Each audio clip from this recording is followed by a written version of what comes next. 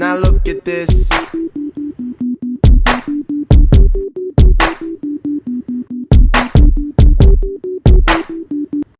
What's up, about penguins? Today we're going to do topic 1.4, which is on properties of biological macromolecules. There are 4 macromolecules that we're going to talk about. We have carbohydrates, lipids, proteins, and nucleic acids. Carbohydrates have a monomer of a monosaccharide. Glucose is an example of a monosaccharide. Notice by the structure C6H12O6 that is a 1:2:1 ratio of carbon, hydrogen to oxygen. Starch and cellulose are going to be polysaccharides found in plants. Starch is going to be your storage polysaccharide, while cellulose is going to be a structural polysaccharide. We as animals are able to break the alpha linkage, but we're unable to break that beta linkage, which is why termites need microorganisms as a symbiotic relationship so that they can get the glucose from their cellulose that they consume.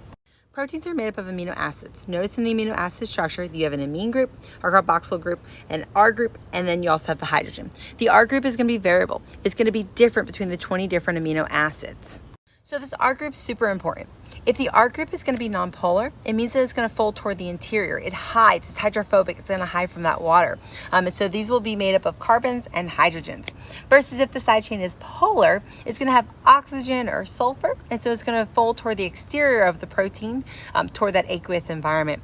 If it's electrically charged, it means it's going to have a positive charge or a negative charge on it, which will also fold toward the exterior, outside of that protein.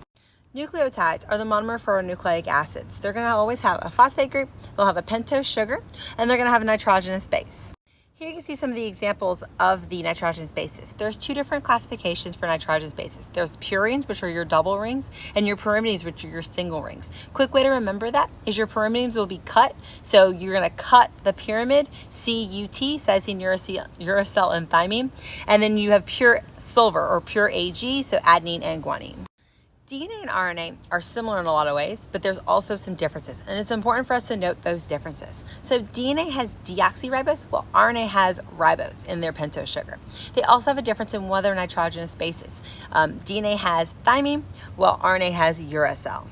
There's 3 different types of lipids. There's phospholipids, there are fats, and then there's also steroids. We're going to focus on the phospholipids and then the fatty acid tails that are involved in them. So here's our phospholipid. Our phospholipid is going to have a hydrophilic head where the phosphate is, and hydrophobic tails, or those 2 fatty acid tails that will be hydrophobic.